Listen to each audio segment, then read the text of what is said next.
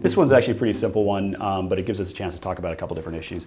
An easement is a way to ensure that trucks can reach the loading dock. Is it a zoning issue? Is it a contractual relationship that rides on a deed? Is it a right-of-way for utilities?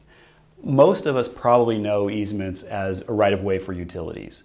That if you think about an easement for power lines or an easement for plumbing underground, something along those lines, that is the sort of main way that most of us interact with the idea of an easement.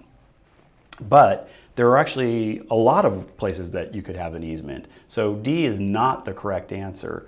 You also might think that easements are really zoning issues, that they're kind of talked about in the same time you're looking at the surveys, you're looking at side setbacks and all sorts of kind of issues related to zoning and the site, and easements are definitely part of that as a discussion, but it's not actually, an easement is not actually part of the zoning code. It is a contractual relationship that rides on the deed. So the answer is C.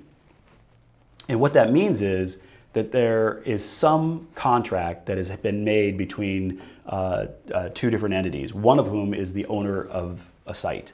And the contract says, all right, you can put a driveway in that gets from the street to your building because you don't have access to the street otherwise, and I will provide this easement. I still own the land, but I'm providing you this easement, and we have this contract. But I can't do that and call it an easement if it's just a contract between you and I. It has to be a contract that attaches to the deed. Otherwise, I could say, yes, pay me $50,000 for this easement to get this driveway to your building, and then I could immediately turn around and sell the land, and the next owner would say, why would I want you driving through my site? And you'd have to redo it again, right? So it has to go with the deed. If there's a new buyer to the land, they're buying the deed that comes with the easements that are attached to it. So it's a way of having in perpetuity this idea of these sets of easements. Not all easements have to be long-term. It could be a year-long easement or something along those lines, but it still is the idea that it's a contract between two entities, one of whom is the owner of the land and the other one is needing access for something.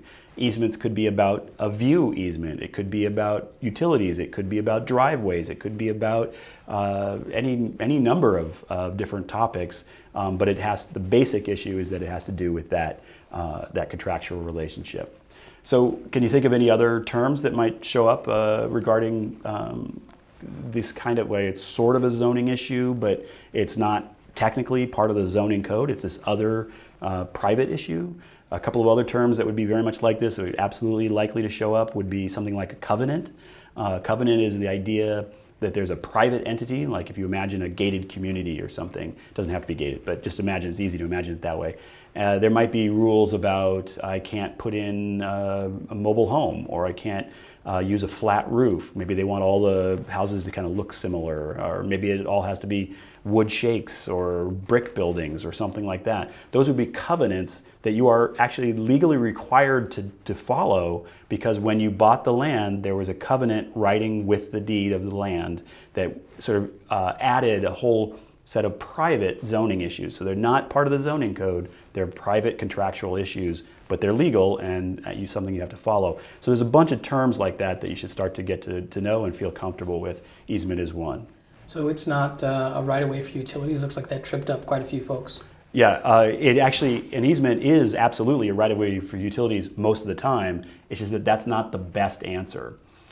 This is one of those little tricks that happens in the exam, which the NCARB folks love to say, which is you're not looking for the right answer, you're looking for the best answer. There might be 2, even 3 right answers on any one question, and the question is, which is the best answer?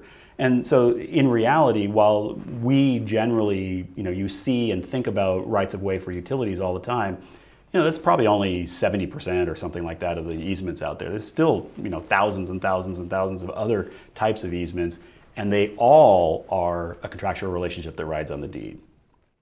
Thank you, Mike, and thanks to all of you who've tuned in. And if you'd like to attend our next a.r.e. live broadcast, visit blackspectacles.com/podcast to register.